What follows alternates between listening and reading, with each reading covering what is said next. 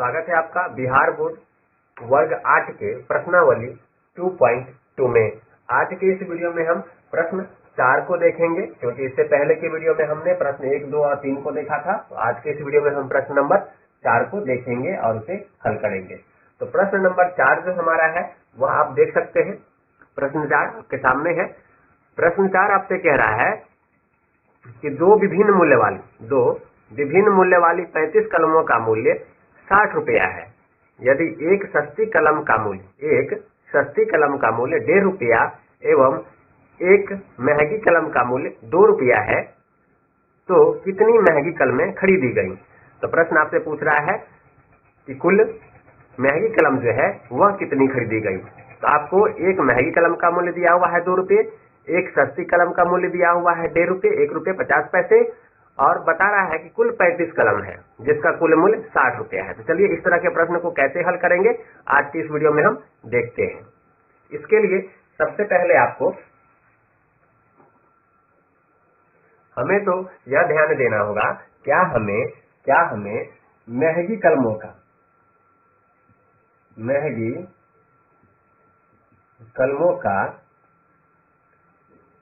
की संख्या दी हुई है? नहीं दी हुई है। सवाल ही हमसे पूछ रहा है कि महंगी कलमों कितनी महंगी कलमें खरीदी जाएंगी, यानी कि संख्या ही हमें पता करना है। तो संख्या हमें मालूम नहीं है, तो महंगी कलमों की संख्या जो है हम मान लेंगे x मान लेंगे। तो यहाँ लेंगे माना कि महंगी कलमों की संख्या x। क्या मान लिया हमने? x मान लिया। तो चलिए, अगर हमें महंगी कलम मालूम चल गया और कुल कलम 35 है, तो सस्ती कलमों का भी निकल जाएगा। तो सस्ती कलमों की संख्या कितनी हो जाएगी? कुल कलम आपके पास 35 दी हुई है, सवाल में 35 दिया हुआ है और महंगी कलम x हमने माना। तो कुल संख्या में से अगर महंगी कलमों की संख्या घटा देंगे, यानी कि -x कर देंगे, तो सस्ती कलमों की संख्या आ जाएगी। तो देखिए, सवाल यही करा ना कि महंगी कलम जोड़ सस्ती कलम बराबर संख्या कितनी दी हुई है? संख्या आपके सवाल में दिया हुआ है 35। कितना दिया हुआ है? 35। तो हमने 35 - x माना, तो इससे आपका निकल गया सस्ती कलमों की संख्या।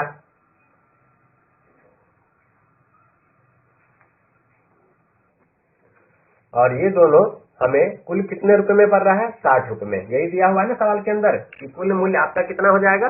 कुल मूल्य आपका हो जाएगा 60 रुपया। कुल मूल्य कितना हो जाएगा? 60 रुपया। तो महंगी कलम खरीदेंगे, सस्ती कलम खरीदेंगे, तो दोनों का मूल्य 60 रुपया हो जाएगा। सवाल आपसे यही कह रहा था। अब यहाँ ध्यान दीजिए, यहाँ ध्यान देने वाली बात यह है कि हमें महंगी कलम का भी एक कलम का दाम दिए हुए है। तो संख्या जो भी है, तो x हमने मान लिया था, तो 2 रुपये की, कितने की है? 2 रुपये की आपकी एक महंगी कलम है, ठीक है। और 1.5 रुपये की, कितने की? 1.5 रुपये, 1 रुपया 50 पैसा, 1 रुपया 50 पैसा की आपकी सस्ती कलम है। तो 2 रुपये को महंगी कलम से गुना कर दिया और 1.5 रुपये को सस्ती कलम की संख्या से हमने गुना कर दिया, बराबर 60 रुपये इसका मूल्य हो गया। यहाँ तक क्लियर है? इसके बाद आप क्या करेंगे, इसे हल कर लीजिए। तो ये आपका हो गया 2x प्लस 1.50 को 35 से गुना करेंगे तो आपका 52.5 आ जाएगा, -1.5 x आपका आएगा, गुना करेंगे तो बराबर आपका 60। ठीक है, कोई दिक्कत नहीं। सवाल आपसे यही कह रहा था। अब इस इक्वेशन, ये हमारा इक्वेशन बन गया। इस इक्वेशन को हम सॉल्व कर लेते हैं। तो देखिए, 2x प्लस, इसे हम उठा के इधर लेकर जाएंगे, जो भी संख्या वाली है इसको हम दाएं साइड लेकर जाएंगे। तो बाएं साइड में आपका बच जाएगा 2x और इधर माइनस है तो -1.5x बराबर आपका इधर क्या है?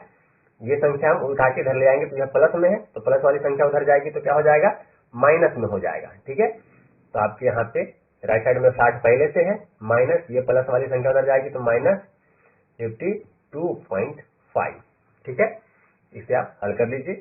2x में से 1.5 आप माइनस करेंगे, 2x है ना, 2x में से 1.5 माइनस x माइनस करेंगे तो आपका बच जाएगा 0.5x बराबर 60 में से 52 माइनस करेंगे तो आपका 7.5 बचेगा। ठीक है, इसे हमने माइनस कर लिया। इस 5 से इस 7.5 को हम डिवाइड करेंगे, क्योंकि इधर आएगा गुना में है तो इधर ये भागा में आ जाएगा। तो आप अगर इसको हम यहाँ लाएंगे, इस साइड लाएंगे तो यह वहां गुना में था तो यह भागा में आ जाएगा 0.5। ठीक है, पॉइंट से पॉइंट आपका कट गया। ठीक है, और 5 से 75 कट जाएगा 15 बार में। तो आपका x का वैल्यू आ गया, x का वैल्यू क्या आ जाएगा 15। x हमने क्या माना था, x हमने माना था महंगी कलमों की संख्या। तो महंगी कलमों की संख्या कितनी हो गई आपकी 15 हो गई, 15 हो गई। तो x का वैल्यू 15 आ गया। और सस्ती कलमों की संख्या अगर हमें निकालना होता तो 35 माइनस x का वैल्यू 15 है तो 15 रख के 35 में से घटा देते। तो हमसे पूछा था बस महंगी कलमों की संख्या। तो महंगी कलमों की संख्या हमने x माना था, x की वैल्यू 15 आ गई, इसलिए हमारा ये 15 आंसर हो गया, ये हमारा आंसर हो गया। ठीक है, तो यह प्रश्न आपसे यही कह रहा था, इसका आंसर यही है। चलिए अगले प्रश्न को देखते हैं, 5वें प्रश्न को हल करते हैं। तो चलिए अब हम 5वें प्रश्न को देखते हैं।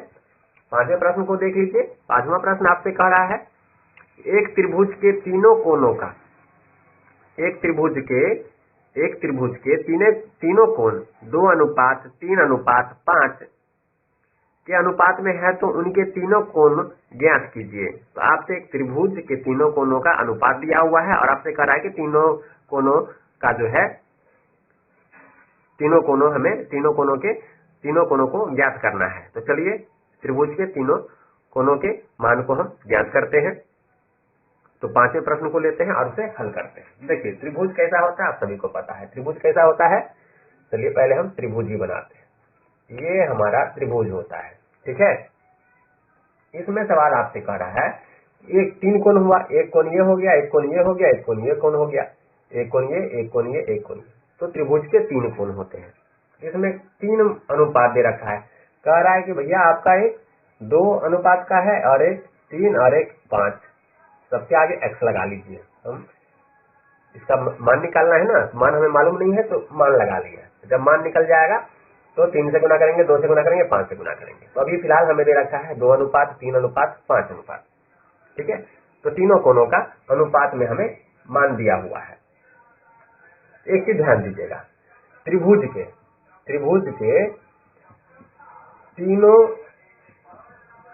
कोणों का मान 180 डिग्री होता है, ये आपको पता ही होगा। त्रिभुज के तीनों कोणों का मान कितना होता है 180 डिग्री होता है। यहाँ तक कोई परेशानी नहीं होगी। तो चलिए अब सवाल पे आते हैं।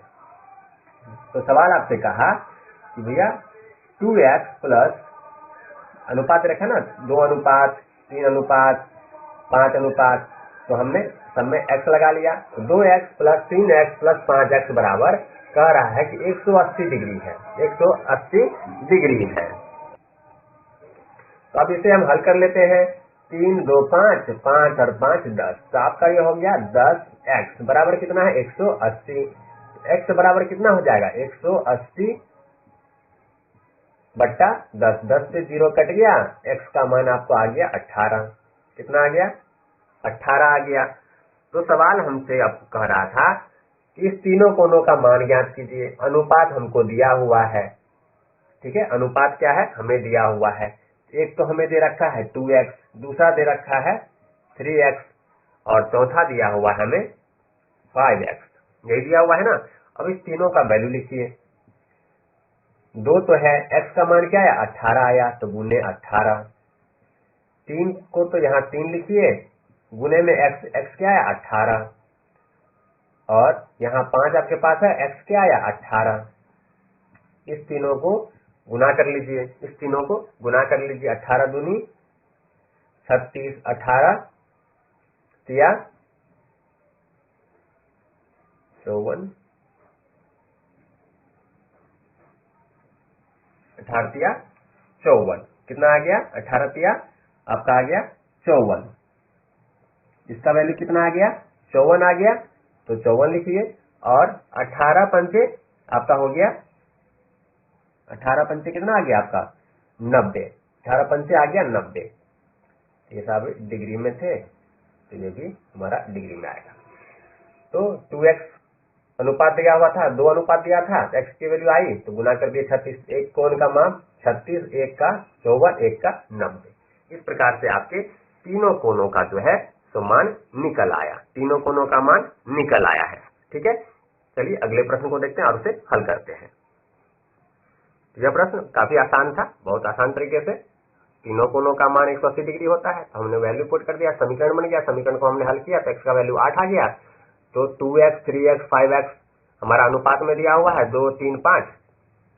x हमने मान लिया किसकी वैल्यू होगी, और जब हमें x की वैल्यू आ गई तो 2x की जगह पे x की वैल्यू पुट कर दिया तो 18 वैल्यू थी। 2 गुना 18 36, 3 गुना 18 54 और 5 अनुपात दे रखा था 5 गुना 18 90। तो 90 54 36 हमारा तीनों कोणों का ये मान आ गया। ठीक है, उम्मीद है